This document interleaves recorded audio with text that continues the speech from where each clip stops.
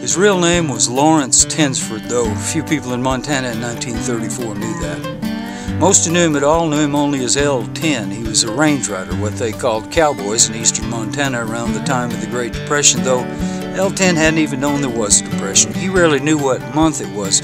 Probably wouldn't have known what season it was had not Mother Nature made it so obvious, which in eastern Montana she does.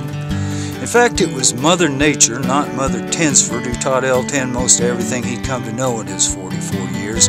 Not that his own mother hadn't loved him, she surely had. It was just that in a country as hard as this, book learning, like church going, was a luxury beyond the reach of the Tensford clan. Over the years, from time to time, L10 had ridden into Miles City where he'd encountered a preacher who challenged him as to whether or not he believed in God. Each time L10 asserted he did indeed believe in God, but he didn't happen to be a Bible-toting man like a lot of people he knew. Ain't no room on a saddle for no book, he'd say, a defensive response surely harbored to conceal his inability to read. For days after such an encounter, L10 would ride and engage in lengthy conversations with his horse, a curious habit not at all unusual among men who ride open range. Ain't just one way to know about God, he'd say. Some people know God by their heart, some by that book, and some people, like me, know God through Mother Nature. You see, L10 had squinted many a late afternoon into a ribbon prairie sunset, resonating with the iridescent colors no artist's palette could possibly conjure, deciding each time for himself that only God could paint such a picture.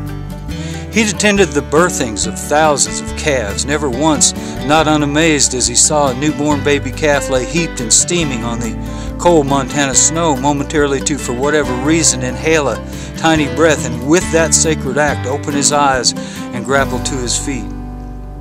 So many nights he laid his head on the work-slickened leather of his saddle, his fatless body wrapped in a prized bedroll, and there, on the plain of eastern Montana, surrounded by a deaf silence so still he could not determine whether the heartbeat he heard belonged to himself or his horse, L10 had gazed above into the blackness of the Montana sky at a billion stars, and then beyond into the very soul of the universe, and he had marveled how it all came to be. And sometimes on such nights, as his contemplations would ultimately dissolve into confusion, before giving in to sleep, L10 would think of the preacher from Miles City and of his important book, and he would feel sadness that so many people knew only the God of its pages and knew not the God that a range rider knew.